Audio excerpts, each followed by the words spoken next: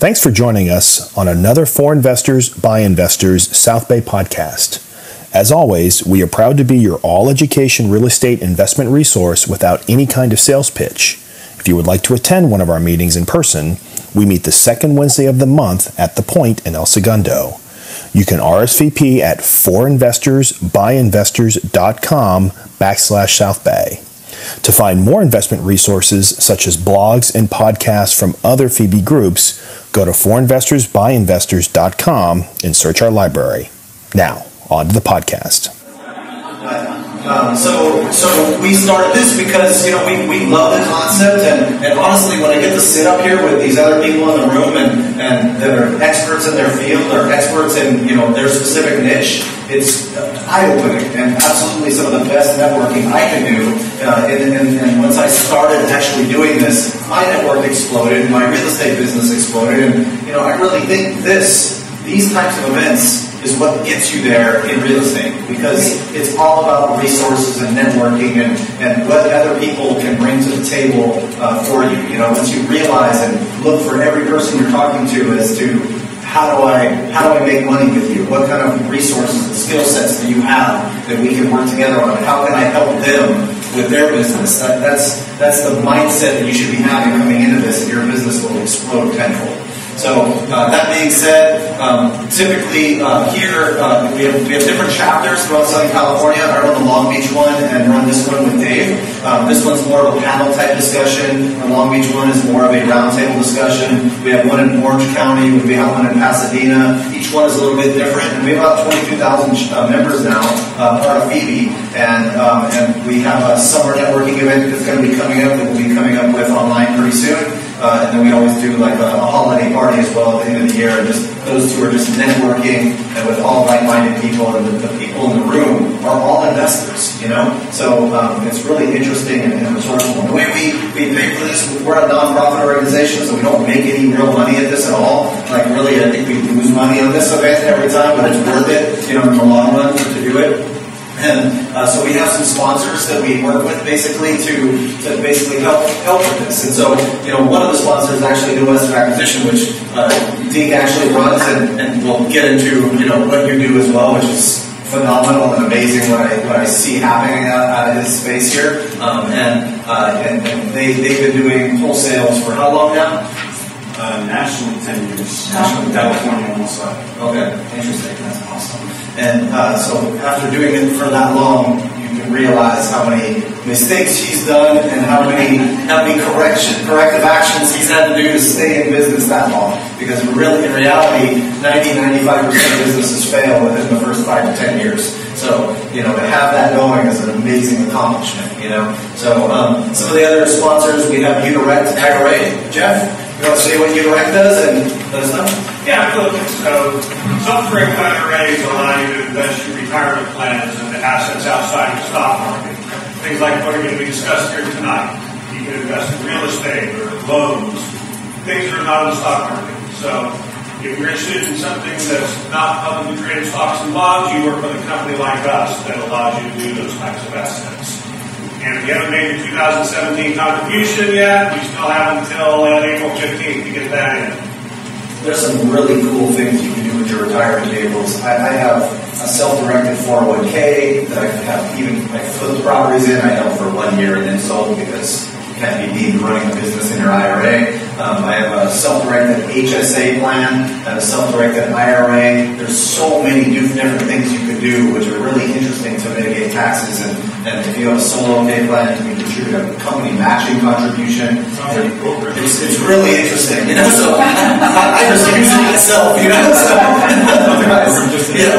So it's $5,999 to set one of these up, But anyways, and then we have the Note Assistance Program, which I don't believe we have anybody here from that group right now. They basically help people buy non-performing paper, which is really interesting. I actually personally invest with them right now. We have Spear Woodward, which is a law firm here in Southern California that specializes in real estate. Stephen Spear is probably one of the most knowledgeable people I've ever met when it comes to real estate investing and real estate law.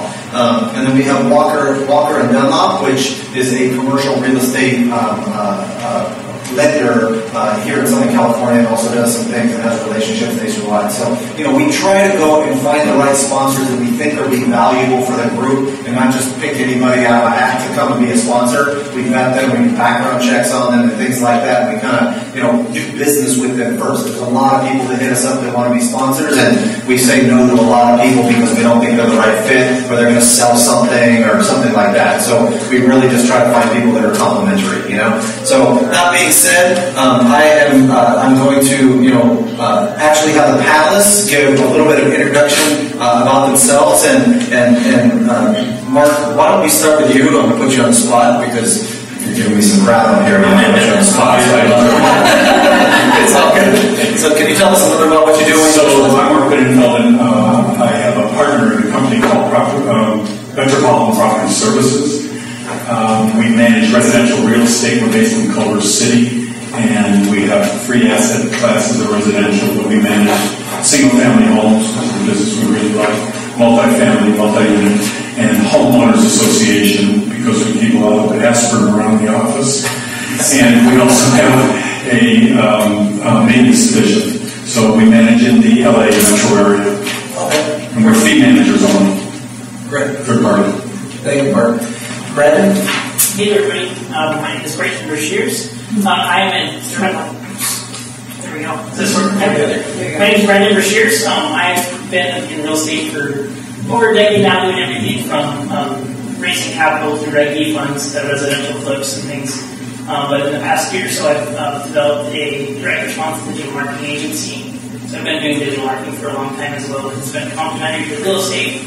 But I focus mostly on direct response digital marketing through paid channels like Google and Facebook and other things to help generate clients in all kinds of different businesses. So that's kind of what I do. When I found out about Brandon's skill set, I'm like, come talk to me. Immediately. Amazing thing.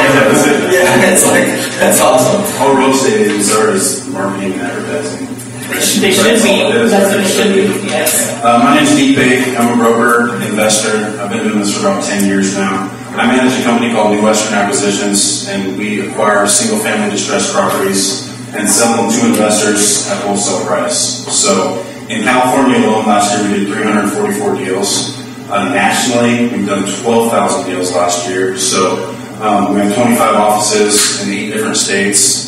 Within the last 10 years of growth, it's been a pretty incredible experience for me to be a part of. And what we offer to investors has been great. It's so competitive to get deals out here. It's so hard. I mean, it's the hardest that I've ever experienced. And California or Southern California? Southern California, really anywhere but Southern California. Yeah. That's how many deals a month are you finding right now with your systems? We did 26 deals last month. So all wholesale deals, Los Angeles County and Orange County. So I think there was another 15 or so that we did in the Inland Empire, San Bernardino, and Riverside. So we're finding them. We just have to spend a lot more and hire guys like this and, get more aggressive and pay a bit more, but they're out there. Cool. And you can't find the sellers because of you, because you get to them before we get to them. Direct to source marketing is the most important thing in the world to do. Yeah, absolutely. So, my name is Matthew Owens. I'm a California licensed CPA. I've been investing in real estate for over 10 years now. I flip about 5 to 10 houses a month right now. We flipped over 600 in the last 10 years. And then we do a lot of value-add multifamily deals. We have a private lending arm for other flippers. We also raise capital for different syndicated investments like self-storage and mobile home parks and things like that. And then we also have a very small short-term rental business as well. And then we run FIBI at the same time too with Dave and a couple of other partners. And it's a lot more fun than doing taxes and audit and helping the government steal your money with taxes. So Dave's not here to keep me in check with my political motives tonight. So, It's pretty very fun. Yeah, exactly. So that being said, keep in mind, guys, this is a total Q&A. So if you guys have questions, I have pre-designed questions here in case you guys run out of questions. But keep that, what we want to do, and I'll kind of guide the conversation. But I want you guys to get the most out of this possible. So any ideas or thoughts that come up or technology things that you want to ask questions about, feel free to ask those questions and stay involved. So before we get started, I just want everybody to understand what the people's needs and wants are in the room. So first, is there any lenders in the room? Any people that have capital that are looking for deals? Okay, we got a couple of deals, a couple of capital sources here. What about who's looking for deals right now? Okay, a lot more in California. Okay, and who's just kind of passive, just trying to learn and understand what's going on? Okay, cool. Thank you guys for coming. Appreciate it. I'm sorry for you guys. That's awesome. So, and the reason I do that is because you have to have the right resources. And so you saw the other lenders in the room, the people that are looking for deals. I mean, we got a deal maker right here, a guy that has wholesale deals. We have capital sources. Put those two together and you can find some deals. You can actually start doing this. A lot of people think they can't do this, but and because of the competition, at the end of the day, it really comes down to the marketing elements, the technology, the systems and the tools to be able to find these types of deals. So, understanding what is available out there, what things are coming as part of real estate. So, Mark, I'd love to understand, from the property management perspective, you have leasing, you have repairable maintenance, you have collections, you have accounting, all these different methods and things you have to do as a property manager. Can you kind of go over some of the technology and the tools and the systems you might have that you can share with people about how you do your business that way? For a service business like ours, you can't solve problems by throwing people at it. You can't hire your way out of that. There's a lot of transactional things going on. That's right. I'll use leasing and then maintenance, for example, how we use an automated system. We use a packaged software system that's specifically designed for which type of property we're managing. So when we lease a property, we do sometimes lease properties for a lot of multifamily, so we do that as well. We don't even put a sign up anymore. You don't need to. We post it on our website. It gets distributed to 30 sites and aggregators. We start getting hits within an hour. It doesn't matter if we list it on Sunday or Saturday. People are looking at their smartphone. They're setting up searches. And that's how people look for property anymore. We arrange if they want to see it, they can click through our site and say, I'd like to see it on this date. We can send it to a leasing agent, an email to the leasing agent, have them contact each other. So it really cuts the time down tremendously. On the maintenance side, our tenants, we encourage them to log on through our portal for maintenance requests. So it isn't like a call about a leaking faucet. They can send an email from their phone from an app that they have with our software, and they can say, I need the gutter clean, I need the front lawn that is looking bad, whatever it is, my sink's clogged. And so we take that, we get an email, we send it right to the tech or to the plumber. We do that from the phone. So we don't have to have a big organization running a lot of technology to solve a lot of the day-to-day problems to get things done. Okay. We get back to our tenants, say, we went out there yesterday, how did everything work out? You can review us and say, worked out great, still fixed or not fixed it. So you do that all through the management software, basically? All through the software. There. And that's what's cool, is that now from a property management perspective, that's all documented. All the communication can get documented right through the management software. We send reports to the owners every month. This is what we did for you this month. This is how many calls we got. This is what we dispatched, instead of, you spent how much money? It's like, right. Your tenants actually need things to be fixed. Right. And so we've used Rently before. I don't know if you've heard of it. Rently is the software, or the people who use the boxes. The boxes, yeah. We use those at some locations. That's an excellent way to let people self-show. Right. And we've cut down on some leasing time and some extra labor that way by being able to put Rently in certain cases. It depends on the type of property. Right. And so what happens is they log into the software, and they typically have to charge a card, and they get all their information on there, and then like $1 or something like that, just making sure the card goes through. and they say, I want to show you from this time to this time, so if it's after hours or any other time when you don't have leasing agents available, they can go there and see the property.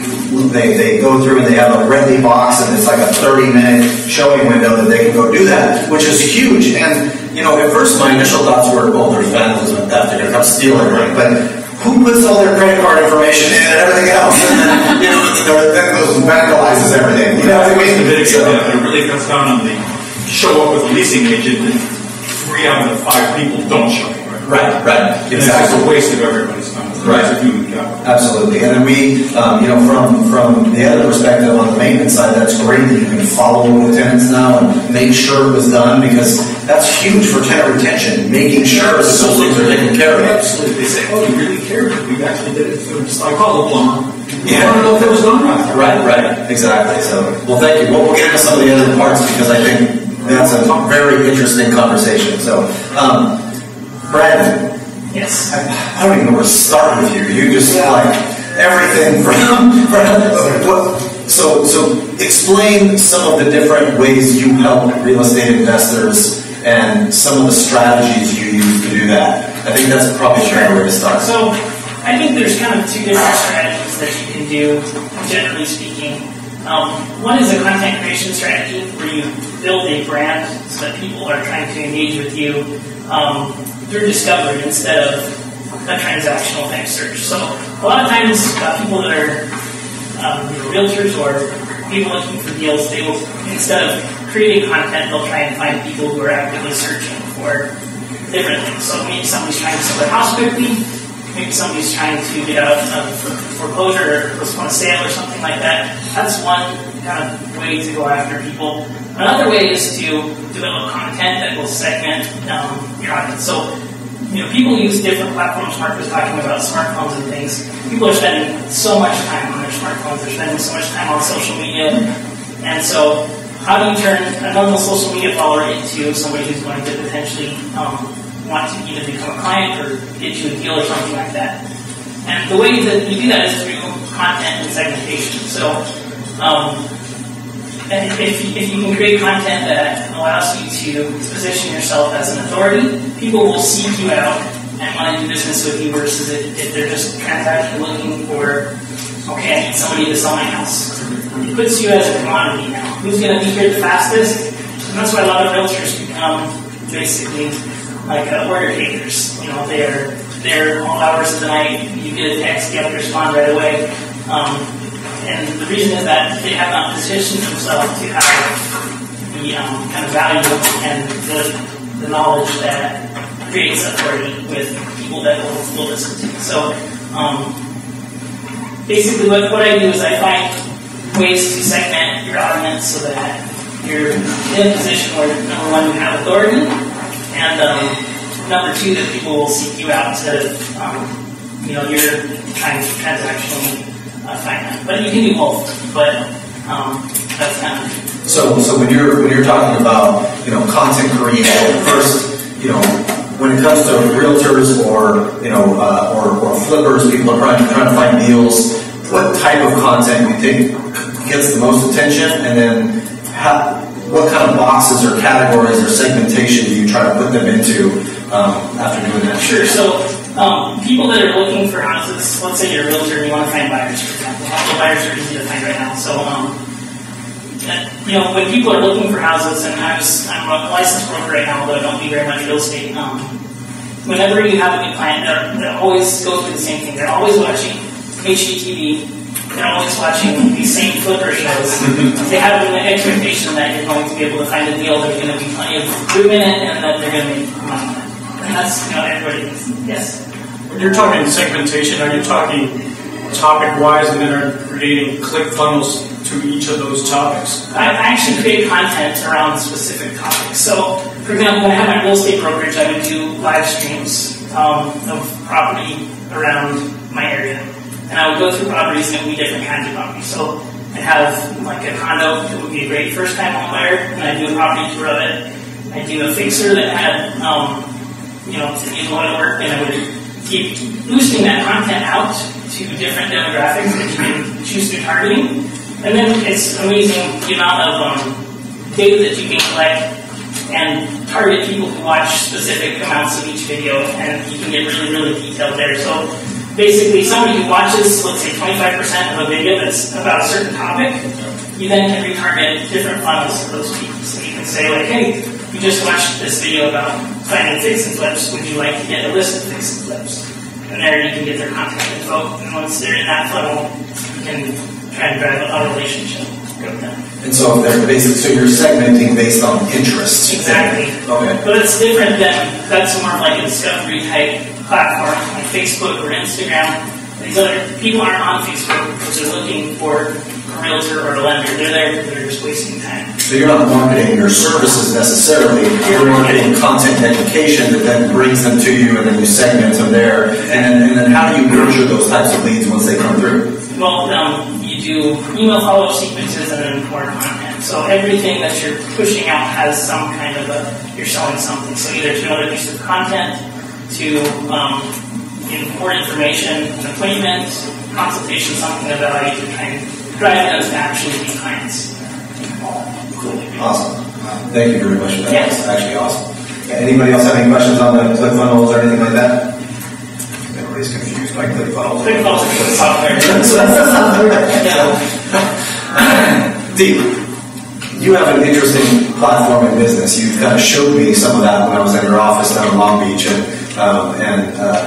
I was super impressed by the system you put in place and the software that you have to track all this stuff. Can you talk from an acquisition perspective to get those leads in, and from a follow-up perspective, what kind of technology and systems do you use to bring them in, to track them, and to kind of get them closed?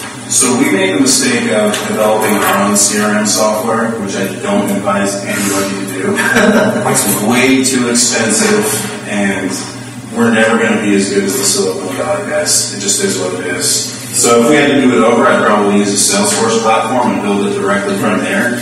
But as far as the advertising and marketing, we try to explore it all. So we do social media, we do AdWords, we do direct mail. Actually, one of the highest returns that we have are direct mail, believe it or not, because it also drives them to the websites, which then we're able to do the lead capture. So from the point where it's basically the lead capture, it comes in, and then we have a pretty established follow-up system. So it shoots out to all of our agents. Let's say if it's a seller lead, it comes through, it gets sent out to 3 to 5 acquisition agents. Then those acquisition agents are competing for that lead. So as you guys know, it's incredibly competitive. If you don't call them right then and there, they're going to the next website and they're filling out the next person's information. So the idea behind it is to get them on the phone before they can go to that next one, right? We're going to resolve all their problems. So it sends out to a group of acquisition agents. First person to click it gets it. They have 60 seconds to call that lead. If they don't call it within 60 seconds, then it gets sent out to the group. And then it goes through, depending on what stage they market to, through our follow-up system, which is going to be drip campaigns through email, text, whatever type of information that we have, ringless voicemails, just trying to stay as consistent as possible. Because the average conversion time for us is about 90 days. Believe it or not, from the time the lead comes in to the time we get it under contract is 90 days. So you're nurturing that lead for 90 days, then kind of find that. Yeah, and that's probably 5, maybe 7 points of contact minimum. Okay. Before you get that, sometimes you go around trust. Yeah. And so that's the points of contact that you're talking about are, a hit from a drip campaign, or text, email, voicemail, actual conversation, meeting on a property, whatever it is. Okay. And then once you have a contract, then you just do what you do and yeah, it's not a problem finding buyers. Well, yeah, if we have deals, they will come. Right. The majority of the money and energy that we spend is on the acquisition. Okay. Question? So when the acquisition agent clicks on it and they've done that, they get a phone call, how do you track their involvement during that 90-day period? Well, it automatically updates through our CRM system who took the call when they called them, and then the stage. So they have to update it to the next stage, like meeting scheduled, not interested, hot, cold, whatever it is. And if they don't, then it goes to a different category and it filters out that way. Are you using any virtual assistants or chatbots to kind of try to decipher if this lead is. We don't really have to do the virtual assistants anymore. The technology out there sets it up to where you can do the auto text message, auto emails, and auto ringless voicemails, to where you just set it up and they'll get hit every 2 weeks. But it's qualifying them, so you can decipher if this is someone that really needs to sell or if someone that just kind of jumped into one of your funds. Well, from the initial conversation, we're going to find out if they own property and if they're interested in selling. Yes, if they don't, then we're obviously going to mark it as a dead lead and close it out of the system. That answer your question? You'll just be happy to know discuss the new updates that we will on the property. Which ones? It's in San Bernardino. Yeah, San Bernardino. I got one earlier today in Paris, so. I need to see financing close. Yeah. So you close the deal by the time we leave. Yeah. And I'll need managers. There you go. Here.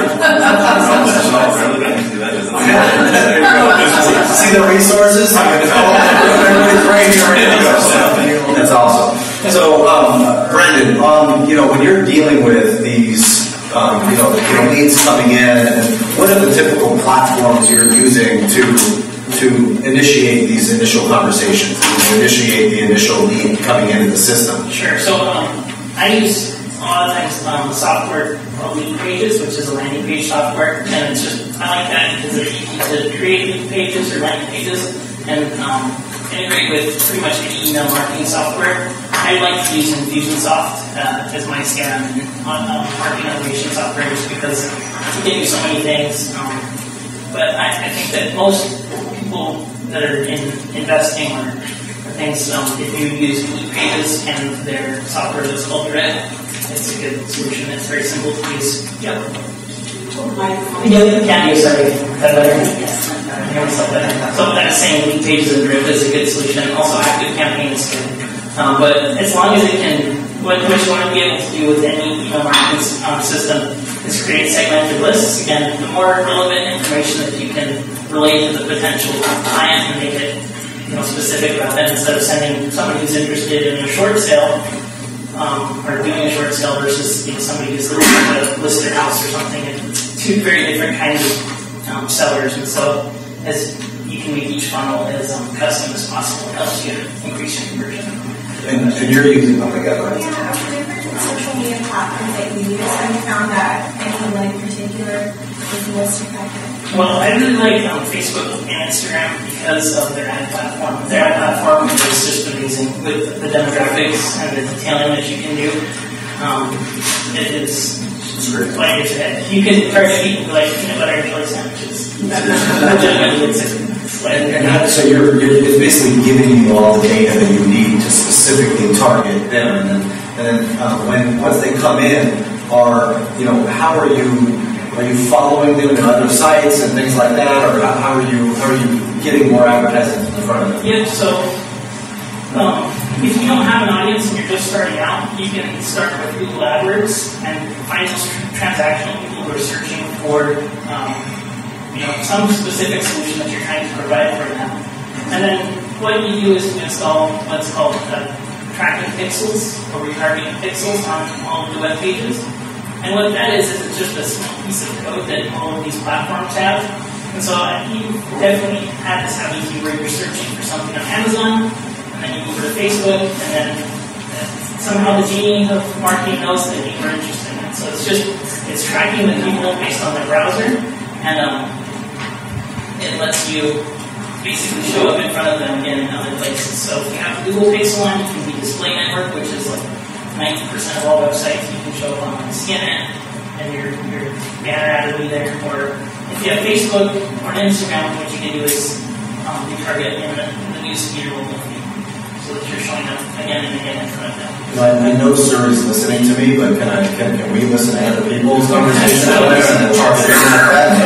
That's coming next year. Yeah, I was in a conversation with somebody on business technology tools and things like that, and did not type anything online, and all of a sudden I looked online, I'm like, why am I seeing ads for this? This is crazy. I was doing CPR training just a little bit ago, because my son even had to come home from the hospital. He had to do CPR training, and I was getting ads from the Red Cross, because I'm pretty sure that the microphones are listening to you, and so it is collecting data. And so I was and there's no reason other than that. So on Facebook ads, you don't get sellers, and if you do, what's your ad budget? So and the conversion. Can you repeat the question? Yes, what is your ad budget per day for targeted sellers? So with the conversion. Yeah. So with sellers, what I like to do specifically is it depends again on what your content is, your kind of overall picture, and what your presence is on Facebook. But as a general rule of thumb, you could do $10 a day starting out and scale it if it works. So that's one rule of marketing, is it doesn't work at a small budget. If you put more budget on it, you're just going to waste your money. So starting at $10 a day, I would do a simple formula of $5 for awareness, so putting out content, so you segment, and then $3 retargeting that, and making an email list, and then $2 for booking a consultation or payment. So this is why I love this guy. He tells me, he's like saying, start off slow, is that well every other guys like, hey, we'll spend $10,000 a month, otherwise it doesn't work, and you're like, and they try to tell you, we're going to put you on the first page of Google, it's all complete BS, and it's amazing what happens. We had, before we brought on Brandon, we had a person helping us with pay-by-click who would basically hide all the keywords from us and not give us those things, which is like really the bulk of the information we need. Yeah, that's what I'm paying for, but they're keeping it hidden, so those are the types of things that there's a lot of ways that you can get stolen from and people do it wrong, and so getting educated in this space is very, very important.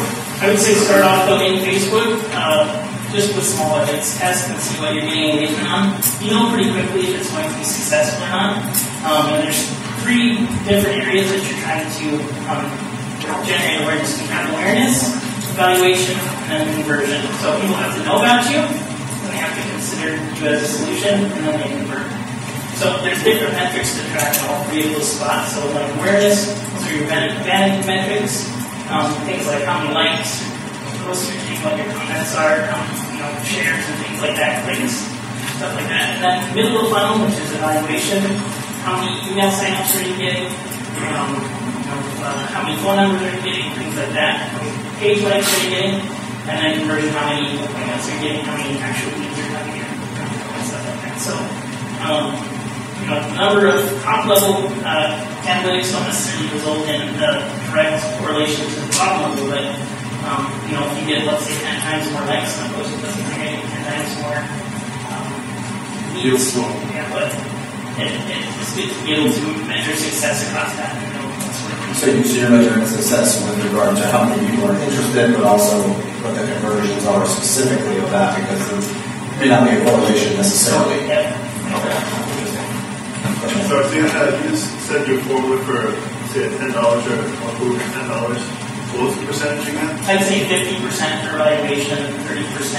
I'm sorry, 50% for awareness, 30% for retargeting with evaluation, and then 20% for conversion. When you start a new campaign, what have you found as the minimum time when you need to run the campaign for the algorithm in Facebook to understand and target what you're targeting? What I find is that it depends on how much content you have out there. I found that with brands that have 0 content whatsoever, we're starting out, Facebook takes all of the data that you have as far as interaction with posts and pages and everything that people are interacting with on your page, and then it takes that data and gives you relevant scores based on how people are reacting to your ads. And so the more content that you have, the more information it gives Facebook. And so, like I said, brands that have 0 Facebook presence, I'm finding that your cost per lead is anywhere from 10 to 15 times as much for people that are producing content, boosting that content out there, and then retargeting it. And so it definitely there's a positive ROI for having content, but it depends. I would say though, you should know probably within 3 days or so. Yeah. And so I think it's important to understand, some of the differences between the flip systems you guys are talking about, and when you're talking about bringing in the sellers. You're talking about actually the process you're going through here, but we're not necessarily talking about buy and hold properties, which I think is a complete another strategy to be able to pick these up just for buy and holds, and then dealing with the property management aspect is key. So I really want to harp on the property management piece of this, because I feel like it's the make it or break it on any buy and hold investments that you guys are going to do. And so having the right systems in place for that is ridiculously key. When you're, Mark, when you're actually going through and looking at the different parts of this, like what do you do on the collection side, for example? How has things changed from the old methods of collecting money from tenants to now, and what technology do you use to do that? We don't use paper anymore. We get paper out of the whole transaction. So we have about 70% capture rate at this point with tenants paying online. We can pay online for free, electronic transfers. They direct the payment, so we don't reach into their accounts. We don't even keep their data, so we don't have a security issue of keeping data around. And we encourage people through various ways to pay online. And so we don't wait for a rent check to come in. Most of our rent is collected by the 6th of the month. Can you require them to pay online? Well, on all new leases we do. Okay. We use the CAR lease and we put it right in, and not throw right a check to with this office with these hours. That's what the CAR lease says. We can say electronic payment, list the name of the payee. Okay. Because we use management trust account for that. And we get people converted just fine. So we have all ages and all demographics to do it. They can pay by credit card as well. They pay a convenience fee for that, and they probably do it for the points, I'm sure. But yeah, so we take the paper out of the transaction and make it easy for them to pay us and put it in control of their hands.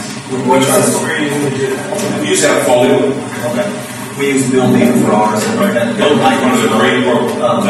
And we charge them $3 a transaction for doing it. Just the Building. Idea. Is it $3 a transaction? Well, yeah, I think that's the transaction fee or whatever. So, question here. Right. Your 70%. How many of those are also auto-pay? So you just automatically. Well, they set it up as auto-pay if they're smart. I mean, they can. They can get a reminder saying the 30th of the month your rent is due tomorrow. But I don't know how many of them, because I don't really keep those statistics. I know that they make the payment because we have a pretty strong late fee policy. That's another thing. We need a little bit of a carrot and stick situation. But also for people who are holding properties in areas where people are just paying cash and money orders, that economy. I know Appfolio has, I don't know which other ones have. Coupon. We send them a coupon, which they can take and walk into 7-Eleven, give cash, just scan that coupon, keep on reading the coupon, and it costs them a lot less than a money order does. So we convert people that way, and so we don't have people walking in with cash, and we don't, more importantly, we aren't going collecting cash. I don't know any of my people that it's bad. Yeah, it's just, we tell them every time we take something over, look, the only way you can pay is online. So either you go to the bank and tell them to do it at the banking office or something, or you're paying online. We even, I don't know how you guys do the leasing process, but what we have is we'll go through and have them come into the website. They're seeing this the same way that you're talking about, where it syndicates to like 30 other websites. Zillow and Trulia. Now, you have to be careful on some of those issues where it doesn't sync correctly, or you won't take photos, and every once in a while it doesn't come through right, so you got to go check. And sometimes you have a little bit of admin headache there, But it's a 3-bedroom. Yeah, right. Like you'll update pictures and it won't flow through to all of them or something. Sometimes, then our owners call and say, "I saw this thing on Trulia. It's not showing the den." Right. I posted the den. And so, from that perspective, it's key. But we also have them doing all their leases online, or not their leases, but their applications, where we do not. Like, in order to see a house now, we make them put the simple application online, run credit and all that kind of stuff. It's like, fill out your information online if you want to do a showing.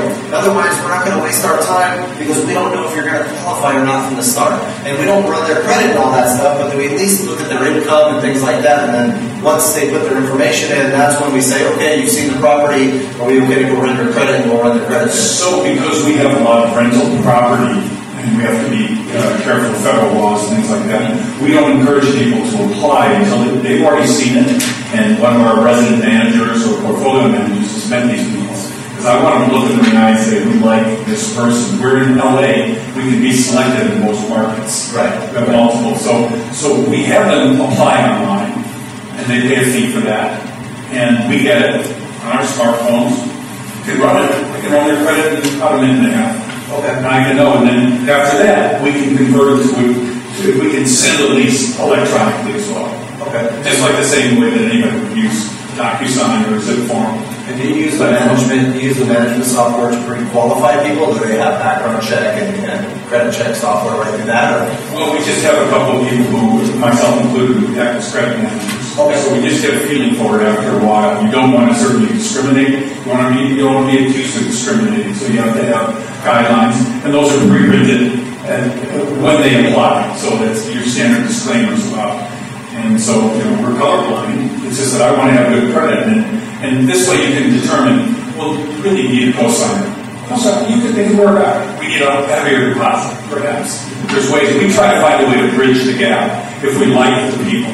Okay. We have to like the people first. We've had some issues with some of those softwares where the building will go through and pre-qualify people, and then we realize that their qualification procedures were horrible, and we're going through and they're pre-qualifying people that have like a 520 credit score, that have just had like all these medical issues and had a bankruptcy and had all this stuff. Which to me, bankruptcy is not a bad thing. At the end of the day, they have nowhere dead. So it's great if they have the cash to put down as a deposit, but you have to be careful, I think, and review those things too. So even with technology nowadays, you have to understand how quality is that data in the first place, right? There are a lot of things that you can automate. That's kind of the topic today. Not yet can't automate judgment. The human factor is still necessary. Thank goodness. That would be really interesting. Do any of you have automated systems in place for dealing with investors and issuing them checks on a quarterly basis or whatever basis you're issuing checks? We distribute monthly, and our software allows us to it sets a reserve amount, and then after we paid all the bills, it calculates the owner distribution, and again, electronically, it gets sent electronically. It's boom, it's in there. Those investors can also log in, so you can automatically send an email out, but then they can always log in and see everything. What's really cool is you can upload all the receipts and everything right to the software, so that it's all right there and full transparency and everything, which is pretty cool. So question over here. What's your typical management fee? We're generally a 6% business. 6%. Generally. But it all depends. Smaller properties, sometimes we have to set a minimum. The 6% may not be a big enough number for us. But we do 2 units. We do single family, as I said, and we do multi-units. Good, like higher for the audio. So. Oh, I'm sorry. I can hear you. Because I'm used to talking with my hands too. We have like a 8 to 10% management fee because we're out in Tennessee, where the rents are appropriate. So it costs the same amount of money to run the management company. Probably actually more here because of the tenant landlord laws here. Dealing with that headache, but yeah. Cost for the cost. Yeah. Good question here. I wanted to find out how you're converting older tenants to the online thing. I use that a little bit too, but it hasn't followed over. Well, we do among a certain older demographic have a little bit more pushback because they're just not as conversant in the technology, or they're used to, you're going to come and take my money. So it's really an education thing. We emphasize in a case like that, you control your money. We don't keep your data. So a lot of, the old way of doing ACH is they have to fill out a form, you store the data, you should probably shred it as soon as you get it, but you keep that data and you're reaching into their account on the 10th of the month, the 5th of the month. That's old-fashioned. It's unnecessary. It's a lot more work on our side. So it's controlled by the tenant. They want to stay in their unit, so they're motivated. They have a high late fee, so they're motivated. And we just continue to find ways. So we're actually getting together on a strategy to convert, the next 30% of the people, so we can get up into the high 90s. If you're not offering a incentive, not yet. But we're thinking of Starbucks cards, whatever, things like that. I mean, I don't think it's worth $50 to me to do that. It might be worth $5 or $10. if you look at it in the long run, well, tenant's been there for a long time. It's worth something to me to convert them because those that kind of automation in our office kind of reduces headcount. And we have the same thing, but some people set it up on auto pay or they don't. I guess it's 90% of the people don't balance their checkbook, right? So, they'll have some balances and things like that happen, and it charges them a fee for that, of course. And, then you got to call them and tell them the balance and that kind of thing. It's a little bit of a headache there. But with a lot of the elderly population that doesn't want to do that, we'll go, if we buy it with a lease in place already, then you kind of have it's hard to get them to transition. But if you are lease renewal time, it's a matter of education and saying, look, I'm sorry, this is the only way we're going to set up to do this, and we promise you that, we really focus on the tenant retention piece by going through and saying, is there, while we do this and you do us this favor and learn this and we're going to show you how to do it, is there anything on your property we can fix? Is there anything we can do to make your stay here better? We want you to stay as long as you possibly can. We want to make you really, really happy and focus on that as much as possible to be able to, it's like you're adding value so that you can get something in return with that piece, right? Which it's just a little bit more labor time on that side, and it's like a procedure that you put in place for it, So I think that's really valuable to solve that issue, but it's still I think time takes care of that. More and more people are doing so many of their transactions online anymore. Through bill pay, they're just doing them. So there's more adaptations. People get more used to the process. So if they're paying their gas bill that way and they're paying their bond bill that way, they can pay their rent. And we've had people that don't have a bank account, and we just won't lease to them. We're like, I don't feel that you're good enough with your financial situation. We document. Tells me something. Yeah, we document. Every reason why we don't want to lease to them, of course, protect landlord laws and things like that. Of course, not just you don't have a bank account. Like we don't want to get sued. So those are some of the things we put in place. But okay, Dee, from your, I'd love to get an understanding when you're hitting these tenants up or the sellers up consistently. What are some of the specific technologies and softwares that you use to say, do the phone calls, do the automatic emails, do the auto texts, and things like that? How do you do that? Well, there's software technology that does it all. Okay, all three doesn't set up the reminders anymore. So as soon as the lead comes through, you can set up to where they get a text message every holiday, every month, whatever it may be, and automate it throughout. You can also do that with emails if you got their email address, which obviously you should have collected. And then also the ringless voicemails. So. But do you know what the specific softwares are that you use for that? One that I really, really like, and I think it was a question like number 7 or so, I'll talk about more, is it's called Call Action.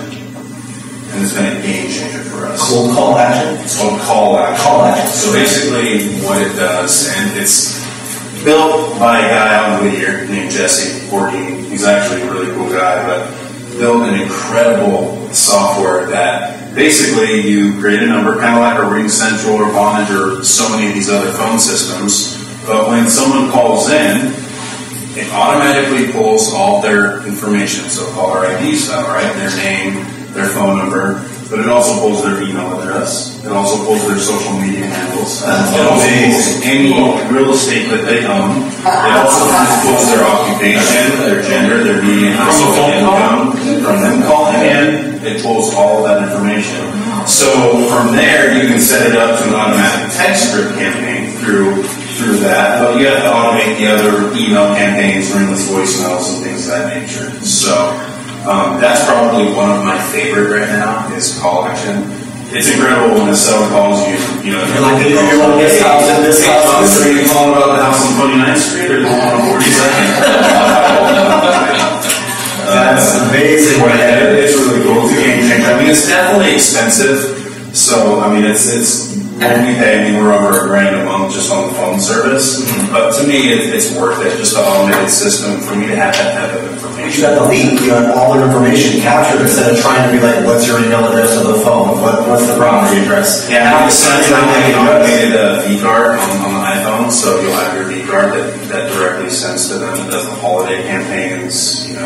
We set up a little deal where we're reminding them when their property taxes are due, just in case they didn't save up enough. That's awesome. So the text software is the same software. They fall in there. They're just add-ons. Call action. Call action. Okay.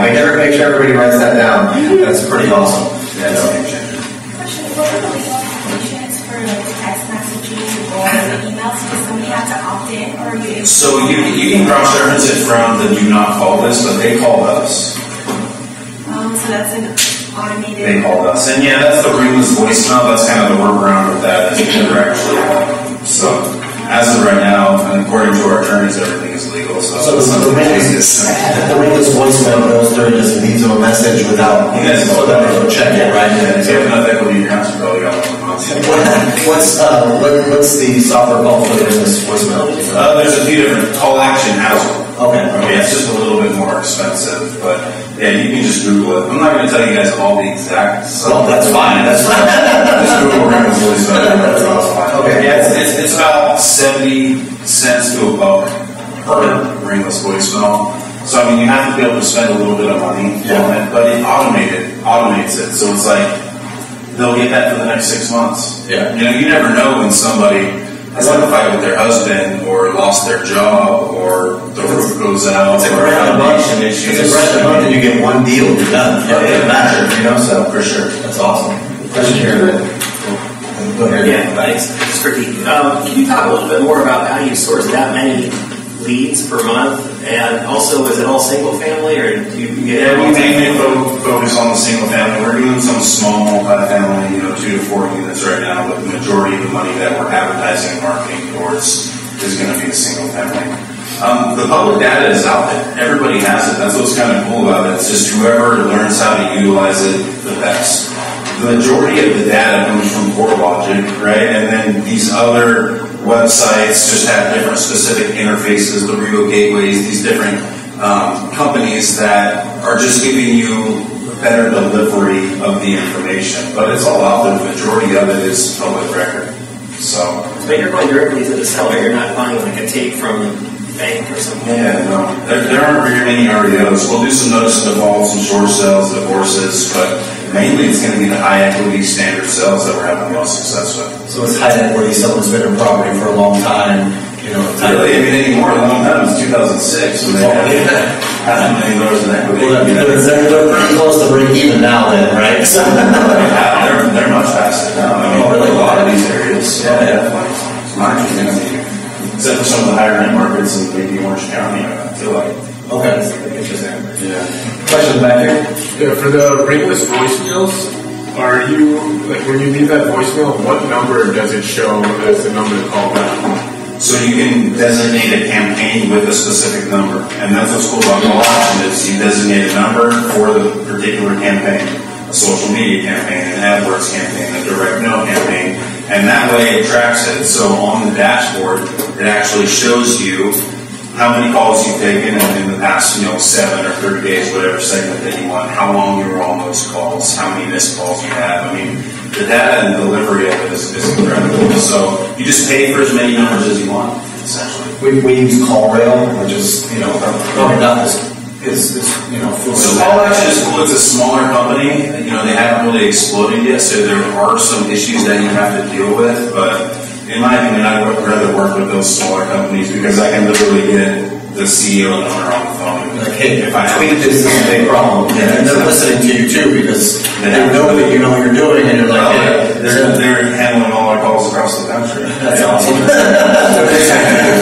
We use CallRail, and you get a phone number for every type of marketing you're doing, and so that way it's all tracked correctly, for every type of campaign specifically, and that's what's cool is you can do all that and track everything. Let's talk about the tracking because I think that's there's no point in doing any of this without the tracking.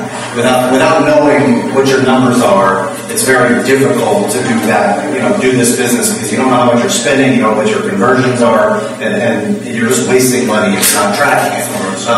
Brandon, how do you go through and what are the different tracking methods you do? What are the different key performance indicators you're looking at when you're, enacting a campaign? Sure. So with the campaigns that I have, paid campaigns, I typically am tracking the objective. So if it's an awareness campaign it'll be cost per view on videos or something like that.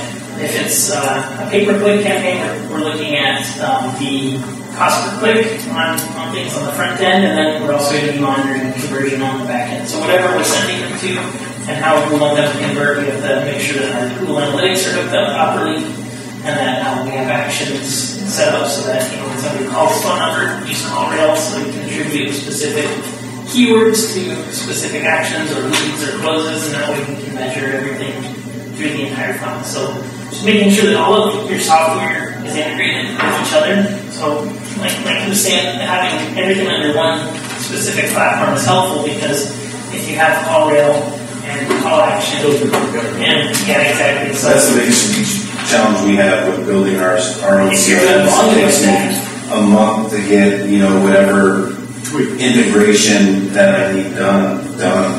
It's Salesforce is ridiculous right now. I mean, it's a bit pricey, but or WiseAge, there's so many of them out there now that it's real difficult. Yeah, we're using Podio, and just we've been using it for the acquisition side, and then we just went. I have another friend of mine that flips 10 a month out of state in Florida. We just bought his kind of suite so that we can modify it and tweak it for us. It's definitely difficult for me because of learning the CRM is probably the hardest piece, especially if you're not super tech savvy that's already involved in tons of different CRMs and understands it already. But when it comes down to it, that data tracking, I mean, the software is what does it for you, right? It pulls it from the call rails, from the Podios, from your same CRM line, right? I'm just throwing money here, throwing money there, and if you can't actually track the results, it's pointless. You have to be able to track the results. It's much harder, than it seems, but you have to be able to. That's the only way you can truly find out what campaigns work and what doesn't. And the software integration is what does that. Is that right? That's been huge lately. I use for Facebook and Instagram, I use a software called Espresso, and it just lets me scale ads easily. It has great optimization tools. It tells me all of my reporting based on all the demographics that we're testing. It lets me create split tests across anything that I want to. I can do split tests on demographics. Can you explain split tests? Yep, so headlines, so like for example, when I create a new campaign, I'll create multiple headlines and then use multiple images and then send them to a couple landing pages. Whenever you add more split tests, you have to increase the budget because you need enough data to get a statistically relevant amount of results that you can say this is a winner or this is a winner. But what it does is it creates up to 256 ad variations that will push out there with, if you have 4 headlines and 2 images, so that's the ad sets right there across different placements. Is it going to go on the mobile feed? Is it going to go on Instagram? Is it going to go on the right-hand column? So anyways, there's a lot of customization that you can do to find the sweet spot of where it converts the best.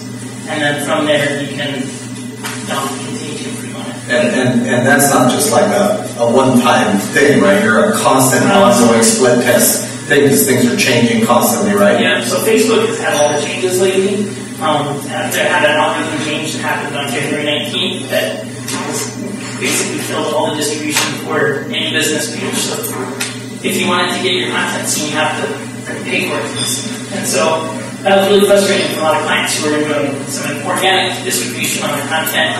But since we had all of this data as far as what placements were working the best and which headlines are the best and which offers are converting the best, we can take that data and move it to another platform that is going to get better organic distribution. That's important to the client. So it's just beneficial to constantly be tracking what is going to convert the best and which offers are going to really bring with your clients. Okay. Cool.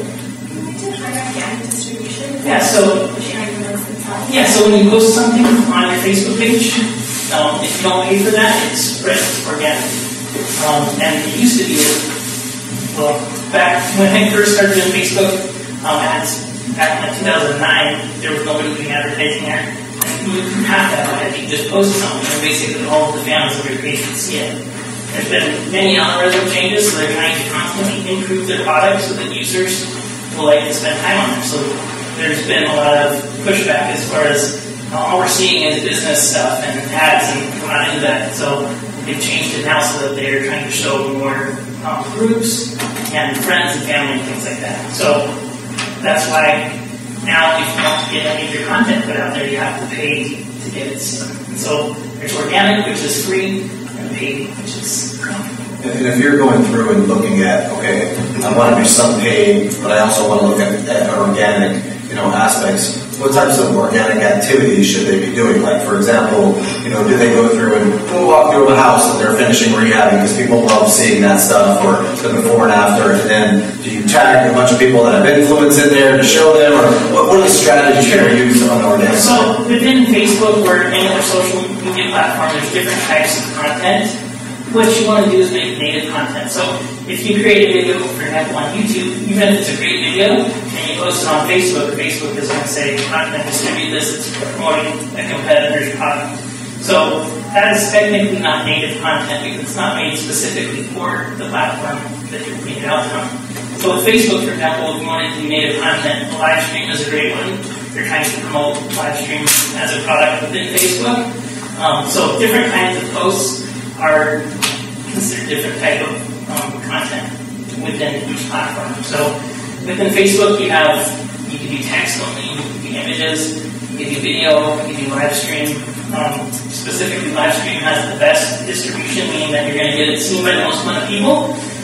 Within Instagram, you have posts and stories. Those are two different types of content, and stories are getting a lot more distribution as well. Mark, do you have any questions here?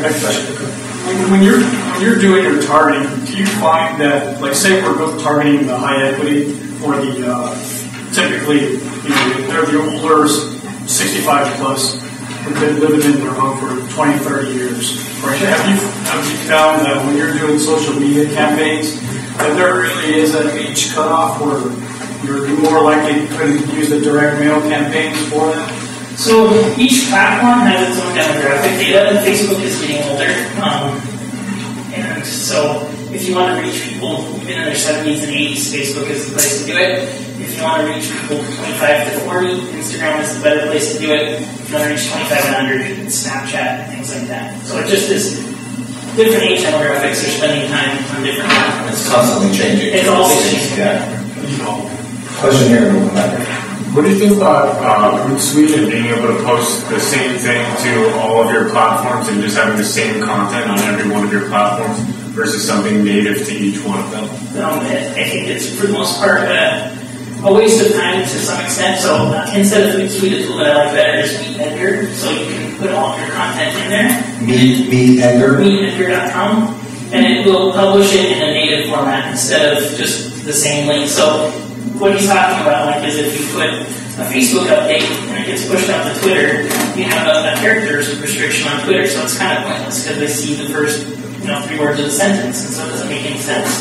So making sure that the content is formatted properly for that medium is important, so that the editor is better than that. I think I'm getting more out of this than the audience right now. Sorry, question in the back. So I have a personal Facebook page and a business page, and so you touched a little bit on the changes in the business page. So are you saying that it's better to post on your personal page, or how do you recommend building the business page on Facebook? Sure. So I think that with Facebook, a good thing to do right now, if you want to get more organic distribution, is to create a Facebook group around your business or product. So, if you're looking to do something very local and you're just going to target on a specific area for real estate or something, if you made a group of local only type, something maybe a buy, sell, trade for a local area, you're going to get, what you're trying to do is segment a group of people in a specific area that you can then market to. So, if you created a group that people engage with a lot, specifically like a buy, sell, trade, then you could get, you have a targeted group of 60,000 people who live in this neighborhood that you're looking to buy houses in or something. So Facebook groups are fantastic for organic, but if you're going to be posting to your page, unfortunately, organic is done, so you have to just incorporate it into your budget. And the groups, you want to do a lot of education type stuff versus advertisements? Well, I would say go to groups that have a high engagement and just copy the kinds of posts that they do. So I have a marketing group that I use to do marketing for, and I just have been modeling it after other groups that are successful. So posts that get a lot of engagement, I say, hey, that's working really well. That's just something, whatever you can be a user of the platform that you're going to be working on, so that you can say, hey, this is working really good. Every time you see something that has a high number of shared reviews or something, say what works about this, and then apply it to your business. Question. Who's doing direct mail? What do your pieces look like that are getting the best results? It's we do a lot. Yeah, we're doing a lot of the yellow letters right now. Are you doing it directly, or are you using a service? We use different services. We have a mail house out of our corporate office out of Texas that sends them direct. They're a little bit more personal, but it's not much less expensive than the big companies that do it for you, and the templates aren't much different. So I don't know exactly which ones work the best because we use so many different ones. We still explore all the time, but usually it takes like 2 to 3 letters for them to really reach back out to us. And the 3 pieces look the same, or they look different? They're different, yeah. Are you using postcards, or you have number? We've explored postcards. We haven't had a ton of success with postcards, so it's going to be a traditional white letter, like a professional-looking letter, or it'll be a yellow letter. Sometimes a final follow-up with the postcards. The postcards are a little bit cheaper, but I haven't had as much success with the postcards. Are you doing first-class mail, or bulk, or? Yeah, I mean, it's cheaper the more you do through the website, so we're spending a lot of money on it now. We spend about, it's like 32 cents a mailer if you do over 5,000 with this EOS host company. And we do some letters to test it. It's all about the split test type thing in the past. And we've also done really professional looking postcards. And then we've also done the ones that look so ugly that it looks like we just wrote on it saying, call us right away. People have called us and thought we dropped it off in their mailbox and said, don't come to my house. And we say, thank you for handing this letter. My sales manager got an FU earlier today. He's like, don't call me, FU, and hangs up. These are the types of things the sales guys, like, you got to give them credit because they take a beating sometimes. Yeah, you're just like, all right, you got to have real thick skin sometimes. It's not a fun thing to do when you're answering those calls. Can you imagine calling every piece of junk mail and telling them to F off? People do. There are people that do that. It is crazy. Yeah. Question here. Just real quick, so are you typically doing a 2-step where you'll have on your postcards go to the website, or you do call action form or right on that? So when we were directing them to our website, we had to build a specific landing page so that we could track it from the letter campaigns. But then it was making it more challenging tracking up on was it the first hit, the second hit, or the third hit. So we just automatically set it up to where every campaign gets 3 points of content. So 3 different letters. There is a link to the website on there, and so we aren't able to track that data quite as effectively as we would like to, but the majority of them are just getting the calls. And there's new mailers out there now that will take a screenshot from Google on of the house that they think the house is and mail it out. I was telling earlier saying that actually when it's not their house, you get the most phone calls back. When Google messes up, because they're like, this isn't my house, and they're like, oh, well, what is your house? Sorry, right, exactly. So, the question over here. What is the system that you process the platform that is distribute the houses or charge the investor? So our CRM system that we built does it all from the time of the first point of contact on the acquisition, from the time to where we sell it, to where we close it out, to everything. It also has all the investor management platform as well. So that's cool. That's awesome. It's cool. Yeah, it's hard. It's a lot of work. With Odoo, it has the same type of capabilities. You have to customize it and build it yourself, but everything can be automated. I mean, when you send a contract out to a seller, it can be automated where it's automatically filled in and automatically sent to them. You can have it for your acquisition people so they can pull it right there.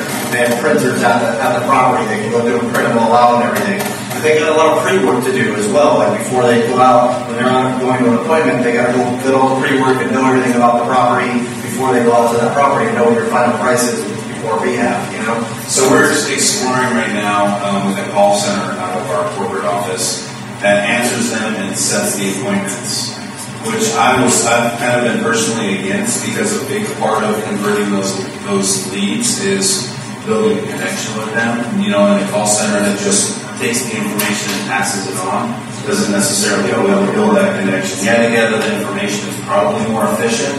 It's more like investors or one of those huge companies to have a business model. But to me personally, I've had the best success when I'm one of the first people that they call. We build a good rapport. I'm one of the first people out to the house if we get them an offer first.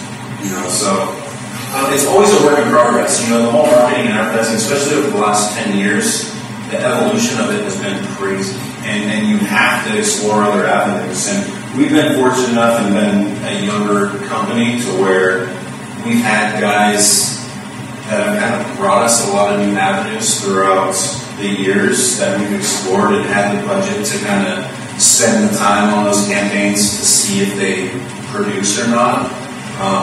But it's been crazy. For the past 10 years, we started our company 10 years ago in Dallas, and we were throwing bandit signs, and we had a shared Excel file for our CRM. To where now, nobody throws bandit signs. We're getting thousands of leads each month, and it's crazy. The evolution's been. Well, and what's crazy too is that in about a year or less, none of the stuff's going to be relevant anymore that we're talking about. It's all going to be changed completely. So that's what's really interesting. So, but I do want to get back to the KPIs and things like that. Mark, from your business, when you do advertising for rentals and you're doing collections and maintenance calls and things like that, do you guys track anything within your management company to see how efficient you guys are being, or with regard to leases, or time to lease, or time to get the maintenance call done, or how many collections, what percentage of collections you have? You guys look at any of that kind of data? I'd love to say yes, but the simple answer is no. We just do it by intuition. We just meet and talk regularly, so we know, we have a good idea why is it still fake. We know every week why isn't this person paid. So we're kind of old school. Our data is electronic, but we still meet face to face to talk about what are we doing wrong here. So we don't look at it analytically that way. We just say our job is to keep this place rented. Our job is to collect rent. Okay. And if we're not doing it, we know all the time. So you're managing those KPIs actively, basically, within your internal team instead of using a software specifically for it. No automation for that. Okay. What's interesting with FIBI and the management software we use is, and I don't know exactly, right? I don't know if it has it or not, but in FIBI they just recently built a dashboard where it says, right when you log in, it's like, here's how many leases you have versus I get every login. Which is really cool information where you're like, here's all the activity, here's every service call that just got put in, here's everything that's on the market to lease, here's every collection that's due, every delinquency, and then we even document the delinquency calls inside the software and everything, so that way anybody could just step in and say, this is what's happening with this call, this is the person that lied to us and told us they got held up the endpoint for the 15th time in a row, and which I swear there's so many people that call in and like, I got robbed. They took my cashier's check. I'm like, wait, you can pay online now. I mean, there's so many things that go along with that, so it's really interesting. So, question here. Yeah, I wonder if you guys have any software for kind of inter-office communication or project tracking.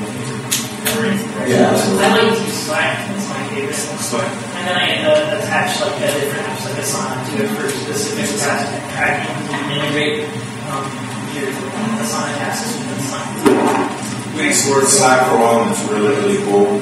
We just use GroupMe for any correspondence that needs to go out to everybody. So we're doing that. For that.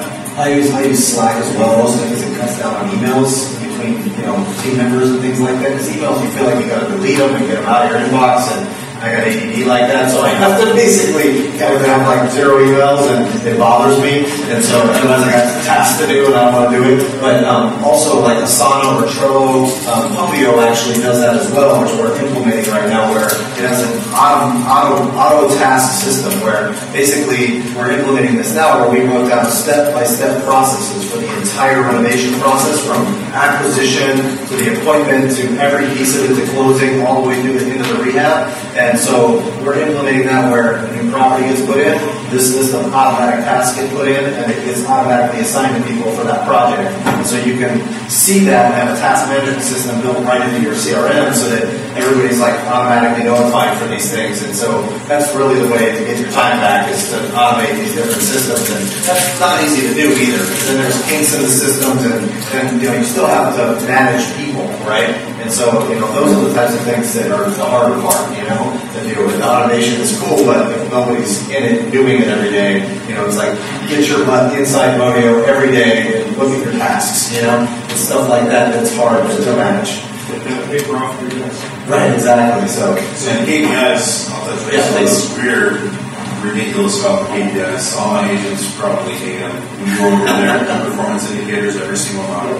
So as an acquisition agent, the things that we look at are properties added versus properties inspected, offers submitted, right? So the inspection to offer submission rate, the offer submission to offer acceptance rate, the offer acceptance to offer close rate. And that's how we can really analyze the performance of an agent to see what they're doing wrong. Because if someone is submitting 20 offers and they're not getting any accepted, obviously there's something wrong, and I'm not going to continue to send them those leads, right, until we fix that. And then on the sales side, we have the same KPIs, which are, so leads received versus meeting sets versus sales versus closing. So we track that every single month, every single quarter, annually. Yeah, sure. What about the pieces with the marketing, where it's like, how much do you typically spend on direct mail or pay-by-click, and what are your, cost per closed deal type metrics? Do you know those figures? Or? Yeah, it depends. The conversion rate is really, really low, right? But all you need is a couple of deals to be able to pay for a month or a quarter's worth of advertising. You're getting 26 or 20. Yeah, so like the direct mail campaigns, we're less than 1% conversion, which is terrible, right? But that one conversion that we have, we may be able to make a good amount of money to where we can pay our marketing. So how do the mailers and stuff that you send out, you get less than 1% leads in? Yes. And then how do those leads that come in, a certain percentage of them are set appointments for, correct. A certain percentage then is a closing ratio on that. And I know it's different in every single market, and it's completely different. You know those kind of lead to.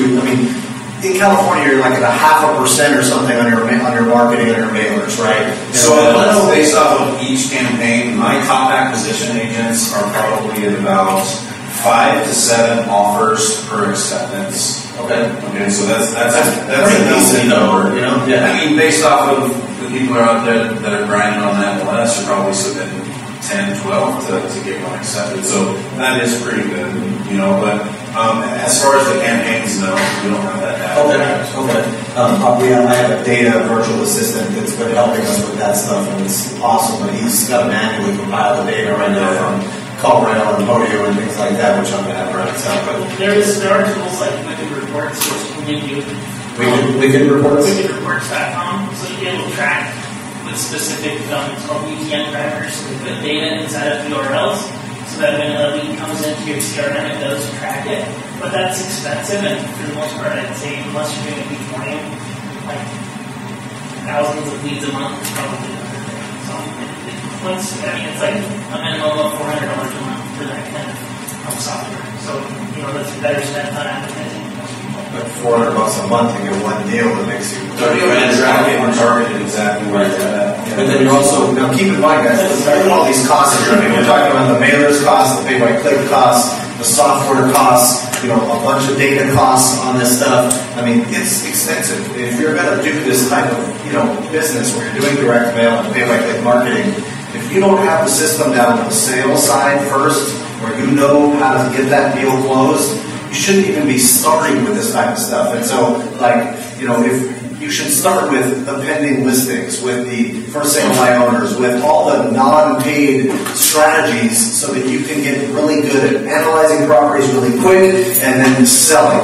You have to be really, really amazing. And all selling is developing rapport and trying to help in any way possible. So I just taught a course on all the different value attributes that you can have when you're talking with a potential seller. You know, it's do you need moving costs? Do you need to live in your house for another month? Do you need me to pay cash and close in a week?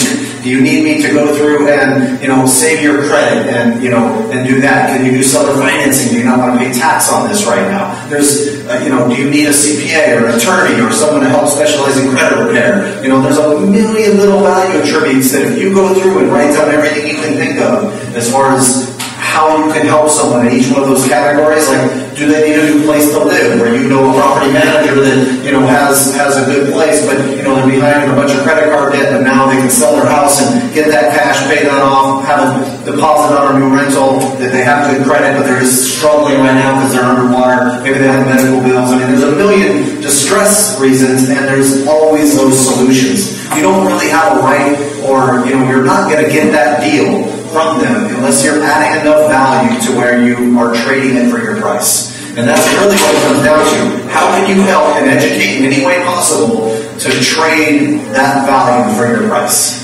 And if you can't do that, you're not going to get the sale. I mean, there's every once in a while you'll still get it, but in reality, it's the key to all of it, is building that rapport and helping in any way. So I tell my sales staff, if they can't have the value, they have no right to buy the property in the first place, and they listen, so that works. So, any other questions with regard to this stuff? The mail, the stuff like that? Okay. So, question? The software, most of the tools that you've talked about today, they're all software as a service. You're paying for them monthly. Have you looked at tools, previous software generations, you paid for it once, you own it forever. It's much cheaper in the long run that way. Like what? Like Word. Instead of a subscription for Word. There are free services out there, or pay-on-time services, and I found that they're built typically by engineers, and they're very difficult to use. So, like something that comes into my mind right now is like Zoho, which is a CRM that's free for up to 3 users. It's terrible on the user interface and implementation. And so, in my opinion, it's better to pay for something that is going to make your life easier and save your time. So I'd say that ease of use is a huge thing, because if it's terrible to use, you're not going to use it, and your team is not going to use it. I have a stepbrother of mine, one of the smartest guys I know, but an electrical engineer, computer programmer, was trying to develop one of these systems for us, and I stopped because I'm not the really high-level tech guy, and I'm sitting there it was the user interface I just couldn't get my head around. I'm like, I don't see how this is going to help me. It's got to be, brain-numbingly stupid, to be able to actually go in and do that and be cool with it. I was struggling with videos because it does so many things, Right, exactly. So, so I want to get to a couple really good, I think, important questions for you guys. And one of the questions, from the property management standpoint, what technology or tools do you see coming down the pipe that could possibly change the game from a property management perspective? Do you see anything out there that is new technology or softwares that you see coming out at all right now? No. It's really integrating. Our business is fairly low tech integration. Right. We probably are at the forefront of a lot of integration. Just the idea to have our software be cloud-based anymore, right? So that it isn't sitting on the server somewhere susceptible to crash. That was a big idea. People haven't done that, and that was ubiquitous. Right. So we want to continue doing that. We want to be able to allow our property managers to work from wherever they want to work at home. So that push is still going on, especially in Southern California. Right. The price for commercial space is high, right? And we're managing properties in a wide geographic area.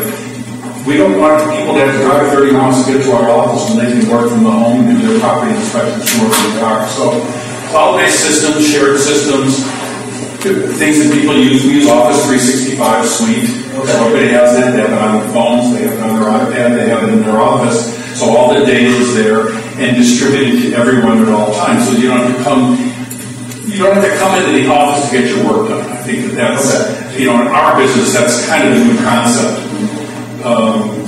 We're doing things now. We've automated the pay of the site now. So So we're going to paperless payment. We're using a service that does that. So they take care of, they scan all of our invoices, and they just send emails to us or our clients who sign their own checks and say, you have 6 invoices to pay. Click here, yes, yes, yes, no, yes, and it gets paid. And the vendor gets paid electronically. So those are the kind of things that we are embracing and need to embrace, the things that take, again, the paper out of the equation. I gotta implement that payable software. We have checks we send. Exactly. It's very important. Appfolio do that directly. Appfolio does it, and we, for our HOA side, we use a software called Strong, and it integrates well with our software. But Appfolio is getting there with a lot of the same features with the e-checks and things like that. And I think that's one of the things that, in my opinion, is probably going to change the game even further is the evolution of the management software in itself to be able to actually go through and automate everything, you know?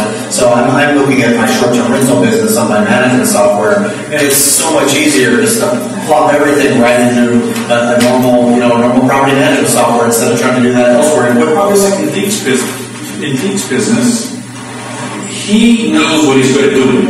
He knows the things that the software is better doing. And it's really important in all of our businesses to understand where we're adding value. And then find software that bridges that gap. And I think it's interesting. No more rooms full of people dialing on phones. That's 10 years ago. It's interesting now, even with the property management side of things. You know, there's apps with inspection softwares now. We're developing an app right now that is going to enable us to have our rehab estimation software that plugs right in and pulls right into our Podio software, so that every single time when someone's at a property reviewing it and seeing what problems exist, that we can put it right into Podio, which would then we can do the same thing with the management software and have inspection reports automatically uploaded and things like that to those softwares. There's tons of new ideas that are coming out every day on how to automate labor and get the labor out of the workforce, which is probably one of the scariest things for people for employment in the future, because if they don't adapt, people are not going to have a job, and there's going to be a lot more poor, and people that don't know how to innovate, And so I think, in my opinion, it's more important than ever to be an entrepreneur, to look out for these things and keep your eyes out for these types of changes that are coming, because especially in your industry, because if you see something that you could possibly be worked out of a job, like, McDonald's, the food, machines and things like that, automatic, the ordering machines. I mean, that's a prime example of exactly what's going to be happening. And as soon as the cost goes down, they're gone. You know how much money it costs for labor? It's ridiculous. So that type of thing, I think, is going to be key in the future. Right. There you go. So, we get first. Brandon, what do you see coming down the pipe that might change the game in real estate or for marketing? I think for marketing, specifically, there's so much innovation happening within machine learning for conversions and specific types of conversions. So I think in the near future, you'll say Facebook, here's what I'm selling, and it'll just tell them what you're selling, and then they'll connect the right audience with your product and offer and find people that are likely to buy. So we're already optimizing for certain conversion behaviors, and Facebook is taking that conversion behavior and showing it to people most likely to do that. So on everything from e-commerce, people most likely to buy a specific product based on how they've interacted, or people most likely to opt into things. And it's amazing. When you run a standard campaign with no conversion optimization, it's 6 to 7 times as expensive as if you're running for a specific action. So it's already happening. And like you said, with McDonald's, it's coming for everything. So it's going to be like in Google, you put your website and say, I sell houses, I need buyers, and then we'll go out and create ads and do it for you. So awesome. And from that perspective, I mean, there's so many changes coming, like, to stay at that competitive advantage is going to be extremely knowing all the product changes that happen. I mean, it's how do you stay up on this stuff? Well, you just have to constantly be consuming info on new product updates and stuff and all the things. So that's, I think, going to be valuable to people that can consult with you and things. But interesting stuff. If people here wanted to try to start to get educated on these different new technological changes as it relates to marketing or real estate, what sources can they go to? SearchEngineJournal.com is for anything related to search engines. It's a great website. Social media examiners for social media. Facebook and Instagram have their own product update pages. If you search for Facebook, facebook.com/business blog. You can find out every day they update algorithms or new products that actually post. They make that change. You said that was rather quickly. Sure. So Search Engine Journal, that's for SEO and SEO is all the time. Much for LinkedIn too. So much for LinkedIn. To some extent. If you read the headlines, you can get the majority of what's happening at least. So Search Engine Journal is great. Social Media Examiner is great. I have a podcast that I do in the veterinary industry, but I think you could apply it for local business. So it's called the Veterinary Marketing Podcast. You can listen to that. Or I'd say too that the product blogs for Facebook and Instagram are also great. So if you search for Facebook business updates, it'll to that page. Thanks, man. Dave, what do you see coming down the pipe as far as technology changes? Well, I'd say to try to stay ahead of the curve is just attending the different educational seminars, summits, things like this. You know, every person that you talk to, try to gather some information from, you know, especially if they're successful. But for me personally, I've experienced a major change in what technology has done to the real estate industry. The traditional real estate agent, in my opinion, is going extinct. And I know I'm on Remax right now, so I hope they don't hate me out. California.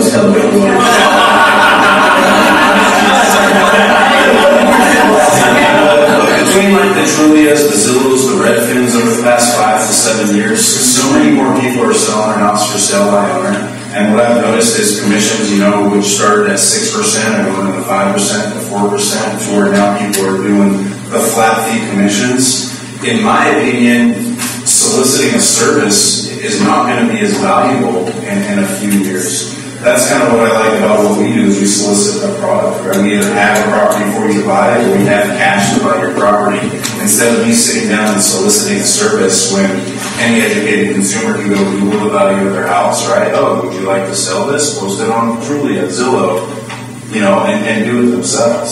So, and I tend to agree with you on that. I think a realtor's useful life is going to be dependent on their ability to solve these types of problems and be unique and look at all these. It's not value discount or MLS anymore. That is not going to hurt you 6%. So I agree with you to a certain extent. I think the real estate agent's role, and you know, I am a real estate agent, full disclosure. I think the role is that if you add value, and we have off market, we have about 25% of our deals off market. There's value in that information. If you are in an area like a low area, or even just a mid-tier area, where you have knowledge of what's happening commercially, what's happening with gentrification, what's happening in pocket neighborhoods. That type of knowledge is very valuable to people. If you can stay ahead of the curve and know what areas are starting to see, short sales and foreclosures, and know where there's some trouble, I think the agent's role can still be valuable. And I think, of course, you can get a lot of information online, but I think the intel, there's still a lot of boots on the ground happening, so I think it makes it up. I agree, and I'm being a little bit extreme as far as going extinct, but it is going to weed out a lot of the poor performing agents, which, especially in Southern California, everyone knows a friend or family member that's an agent, right? That the only value they add is the MLS, which that's not the case anymore. And I have to say, we're differentiating ourselves by really having an intense amount of knowledge in specific areas, and also like a graduate degree in integrated marketing negotiations. We have people that actually have their own knowledge base. So know those people and interview the agents, because there are people that are very savvy out there. There's a group of us here tonight. Right. But yes, I think the technology is taking over, and it's making us have to raise our game. I'm going to challenge you, because I am raising my game. Yeah, I'm going to go extreme. I think there is a lot of value in a listing agent, to be be able to drive up a multiple offer situation and, make the transaction smooth and easy. But the truth of the matter is there are a lot of very, very poor real estate agents out there that should not be practicing. Right. And so I think it's they don't have that kind of knowledge base and expertise on a particular market or expertise in negotiating the different avenues that there are. And I think too, when you're talking about a good agent like that, there's a lot. I mean, the data still online is flawed. There's so much data out there. There's a lot of. I mean, you go to Zillow, the numbers are wrong. I mean, unless that improves, which it's different, yeah, it will, but it's going to, as machine learning happens and, things improve, then that's going to be more and more difficult. But you also have a ton of really uneducated homeowners and investors that, they're going to go to Zillow and think it's right, and, there's going to be other factors included, and it's going to be important for someone to specialize in deciphering that data, and extrapolating that data to see what's real. And I think that's huge. And, what's really, crazy, I was talking to somebody about this earlier, is some of the changes that are happening in real estate that are on the bigger scale. Amazon, for example, just came out with a mortgage company, right? That's going to change the game. Wait till we start seeing houses listed on Amazon. I mean, they're getting into everything. My detergent? Yeah. I want my house delivered to me, my tiny house, So, I mean, there's food tiny houses. And some of the other things that are crazy that are happening, I don't know if you guys have heard, but with just recently, the first house in Virginia was bought via Bitcoin with blockchain technology, and it's really, really interesting what blockchain is going to do. It's going to disrupt everything. Inside of, when you look at, all intermediaries can be literally taken out of the game. Like, if they do start doing title which is where it's going to happen, and it's the lending too. It's instead of being a broker in between the lender's going to be able to go direct to the source, and people are going to be able to do it directly. The title, they can automatically verify. Yeah, they can automatically verify the chain of title and see if it's good or not. Well, I think it would be huge for title. Yeah, sure. Yeah. I mean, it's going to take some time, but at the same time, it's going to change so much in every industry. And so, I think it's more important than ever to pay attention to what's happening and see and make sure that you're on top of that game. We do not accept Bitcoin.